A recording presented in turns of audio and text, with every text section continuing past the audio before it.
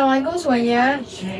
Selamat datang di podcast kita hari ini bersama Ilma yang kali ini akan membahas atau ngobrolin sesuatu yang kaitannya itu dekat sama kehidupan religi dan kebudayaan masyarakat Indonesia. Khususnya buat aku sebagai mahasiswi Sunan Ampel yang akan membahas tentang makam Sunan Ampel tuh.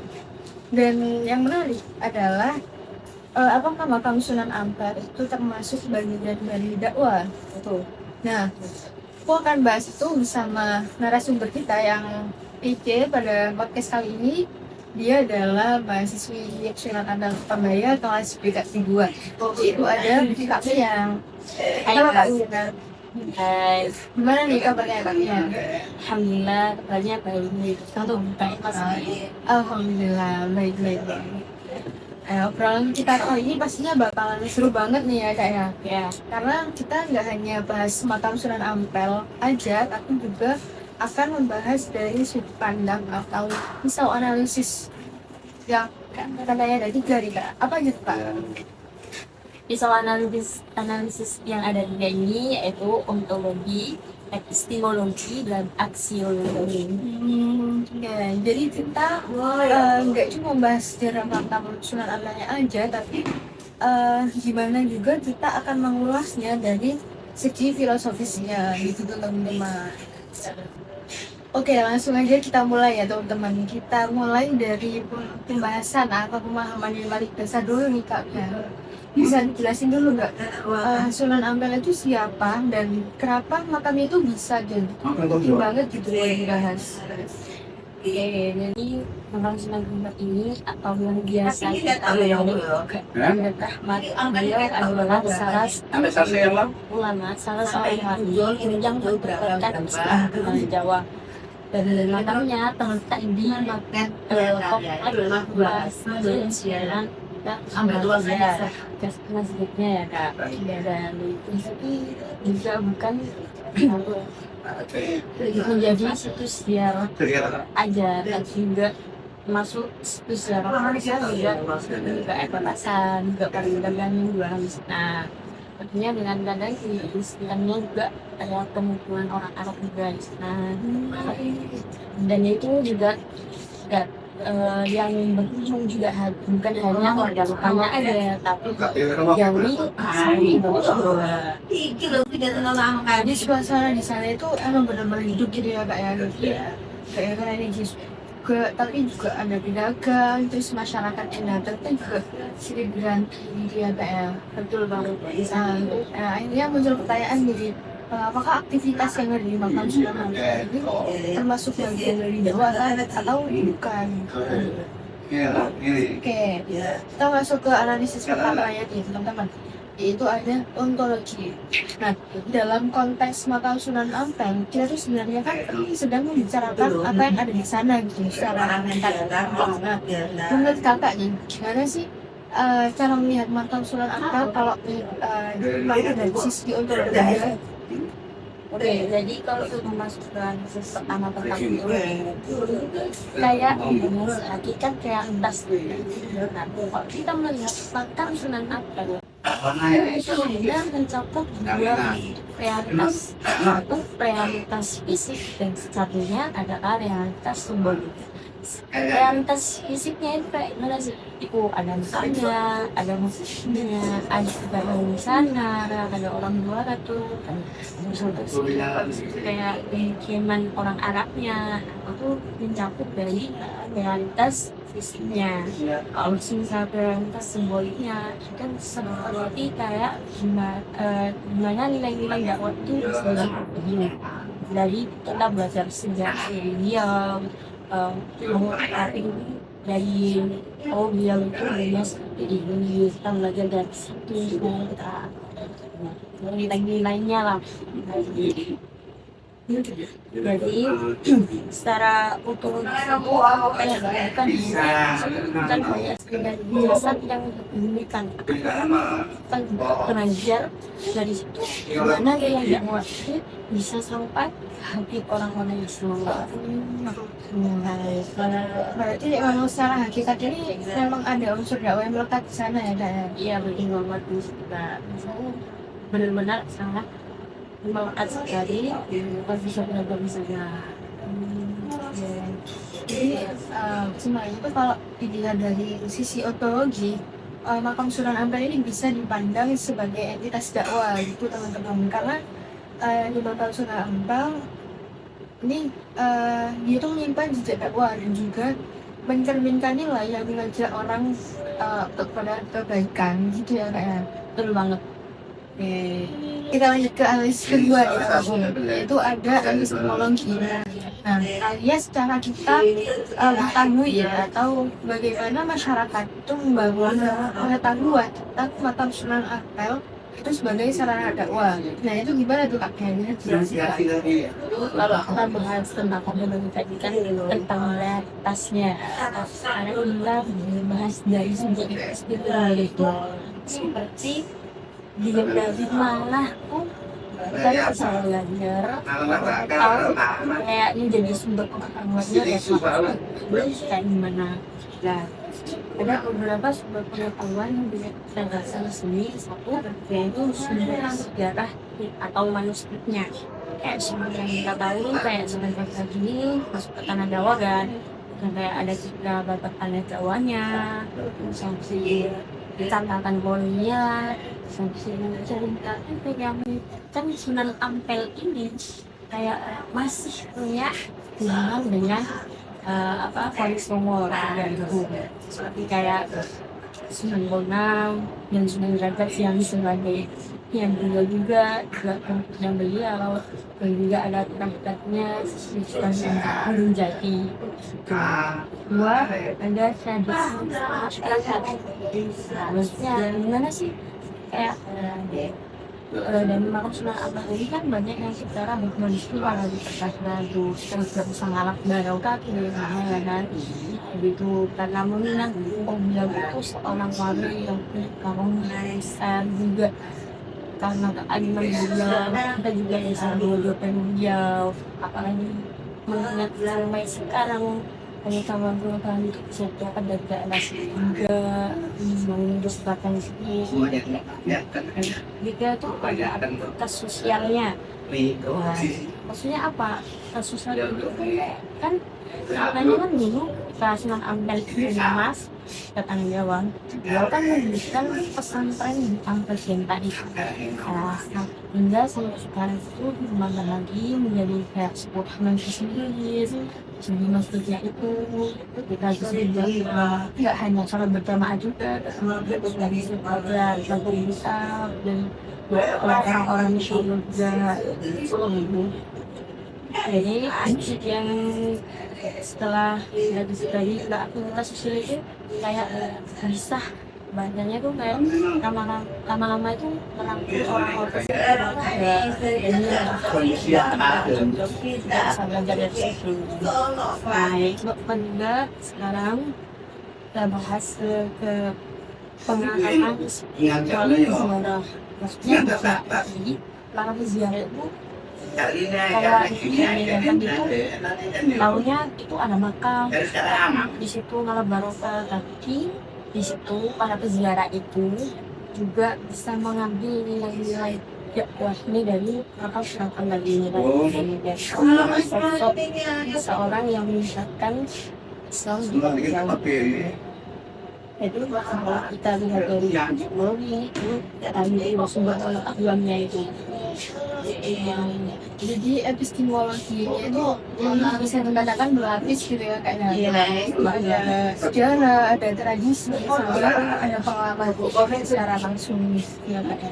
Ya, itu banget dari epistemologi ini bisa menunjukkan bahwa pengetahuan tentang makam Sunan Ampel ini bisa kita dapatkan melalui dari cerita-ceritanya, cerita dari sejarahnya, sumber pengetahuan lah pokoknya di situ ya kan, kayak gitu kita. Jadi dari cara kita mengetahuinya aja itu bisa dikatakan ya dengan lumayan jelas bahwa makam Sunan ini punya fungsi dakwah yang selalu hidup. Oke, sekarang kita masuk ke pembahasan yang paling menarik nih Kak, yaitu analisis secara aksiologi. Nah, aksiologi ini kan membahas tentang nilai dan manfaat nih. Nah, kalau dalam konteks makam Sunan Ampel ini, apa sih nilai dakwah yang terkandung di sana itu apa? Jadi kalau menurut dari tinjauannya Bisa yang terakhir ini aksiologi itu bagaimana makam Sunan Ampel itu memiliki sesuatu yang berguna. Nah itu kayak gimana sih nilai-nilainya itu.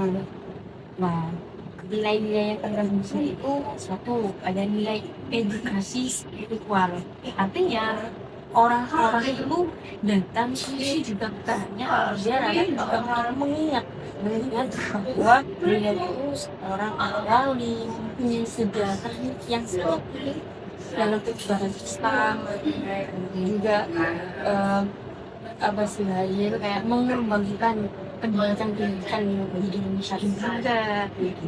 Di situ gimana cara tidak dia dengan dari mana gitu kan kayak berhubungan dengan dia dengan dia nah itu bisa kita ambil dari jadi edukasi spiritualnya kita.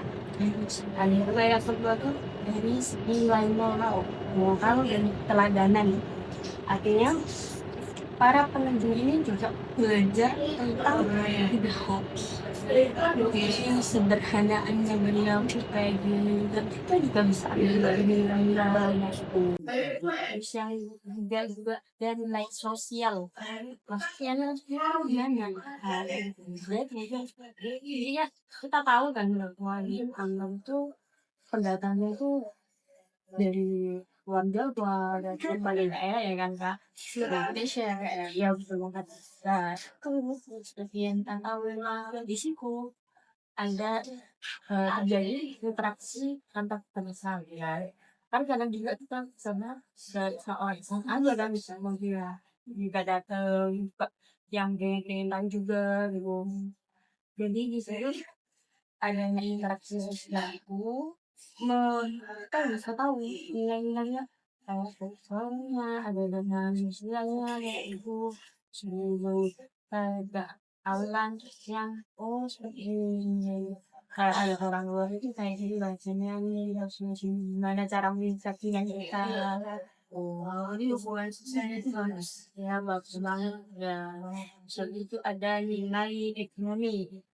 Nilai ekonomi ini gimana kayak tetap jadi nuansa dakwah itu kayak mengenalkan bisa menandakan itu kayak banyak para pedagang dan jualan di sana mengganggu intinya di sana daerah itu itu kan dakwah kan juga hanya tentang tanah aja juga bisa jadi dengan mengingat ceritanya dulu Islam juga masuk di Indonesia itu kan langsung beragama adalah jadi bisa kita bisa juga wah kalau dari posisi sendiri juga di situ juga banyaklah orang menjanjikan dirinya jadi lanjut dagangan juga sama juga seperti yang kita tahu kayak orang-orang Arab juga di sini kan mengenalkan makna syaratnya Kayak Mariam ya kayak ya Mas Bandi